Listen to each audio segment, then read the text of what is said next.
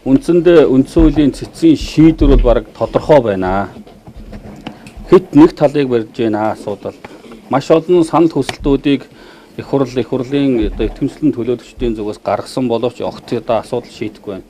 Өглөө гаргасан нэг гомдол бол за маргааны хянан шийдвэрлэж байгаа үндсэн хуулийн цэцгийн гишүүн мөнгө сайхныг одоо татгалзуулах ийм саналын хүсэлтийг гаргасан. Харамсалтай нь энэ асуудлыг одоо авч хэлцээгүй.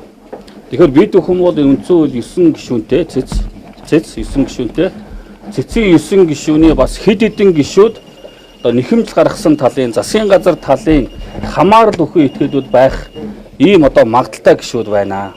Тухайлбал мөнгө сайхан гишүүнийг бид бүхэн одоо улсын хурлын тухайн үед ажиллаж байсан дараагаар ажиллаж байсан зандан шатар дарахтай одоо үндсэн хуулийн нэмэлт өөрчлөлтийн хүрээнд тухайн үед ажиллаж хөлсөөр ажиллах гэрээ байгуулж төсөв мөнгө одоо улсын хурлаас тамгын газраас авч исэн ийм баримтыг одоо үндэслэж энэ одоо хуралдааны маргааны хянан шийдвэрлэх асуудлаас одоо татгалзуулах хүсэлт өгсөн.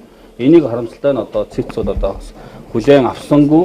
Бас хэд хэдэн гишүүд бол одоо нэхэмжлэл гаргах талтай холбоо хамааралтай хүмүүс байгаа. Тийм учраас бид нар бол энэ одоо үндсэн хуулийн цэцгийн гишүүдийг бол асуудалд төвийг сагсан гэдэг юм уу, үнэн бодтоор гэдэг юм уу, шударгаар одоо шийднэ гэдэгт бол эргэлзэж байна. Яагаад гэвэл ашиг сонирхлын зөрчилтөө гишүүд энд олон байна гэж би одоо хувьдаа үзэж байгаа учраас цэцгийн шийдвэр бол үнэн бодтой гарахад одоо эргэлзэж байна гэж би хувьдаа бол үзэж хэлж байна. Тэгэхээр транш процесс яаж үргэлжлэх вэ? Үнэн бодтой тавих болцоор болохгүй маань тийм. Угаасаа бид нар энэ хууль өөрөө энэ болж байгаа нь өөрөө хууль бус шүү. Одоо хуулийн зөрчилтөө одоо хуулийг товлон зарласан шүү гэд хэлээд байгаа шүү дээ. Энийг албан ёсоор хуулийн дагуу өглөө хуралдаа ирээд бичгээр өгсөн. Ингээд энэ асуудлыг хэлцэхгүй яваад байгаа нь өөрөө.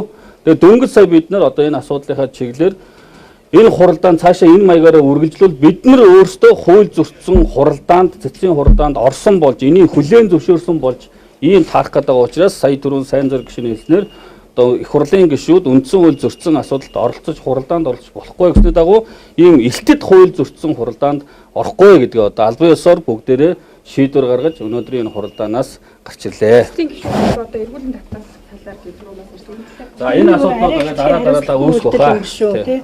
Хэдийгээр одоо хууль тогтоож та бүхэн байгаа ч гэсэн цэц бол одоо хамгийн дээд үндсэн хуулийн шүүх гэж одоо бүгдээрээ дээдлэх ёстой. Тийм учраас цэцээ хүндэтгэж өглөө хуралдаандаа ирсэн цэцгийн хуралдаан товлогдсон их судлын хуралдаан хуралдах энэ одоо хууль зөрчиж байгаа энэ асуудлуудад хуулийн дагуу соёлтойгоор төрийн одоо албаны хуулийн дагуу бичгээр гаргаж өгсөн энэ асуудлыг хэлэлцээд хүлээж авахгүй байна. Тийм учраас яг одоо журмын дагуу бид нар саналаа тавиад хэлцэхгүй байгаа учраас ийм хууль бус элтэд хууль бус хуралдаанд суух нь өөрөө хууль зүйн зөрчилтэй болох учраас ийм одоо тэрнээс бид нар одоо хуулийн дагуу явж байгаа төвийг сахиад явж байгаа ил тод нээлттэй явж байгаа ямар нэг ашиг сонирхлын зөрчилгүй улсууд энэ цэцтэй дотор ороод ажиллаж байгаа тохиолдолд бид хүн бол хуралдаа суугаа явахд бэлэн байна.